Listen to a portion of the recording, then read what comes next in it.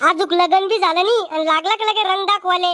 तुमच्या सारख्याच कळलाव्या बाया लोकांचे चालू संसार मोडत्या.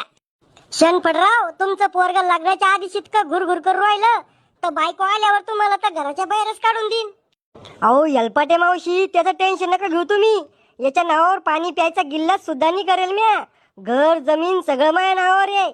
येऊ काय घराच्या बाहेर काढून मला आरामखोर. अहो डॅडी, म्या म्हणलं का तुम्हाला घराच्या बाहेर काढायचं. ओ यलपाटे मावशी, झालं ना तुमचं. जा बर का तुम्ही. उभे उभे भांडण लावून दिल तुम्ही आमचे.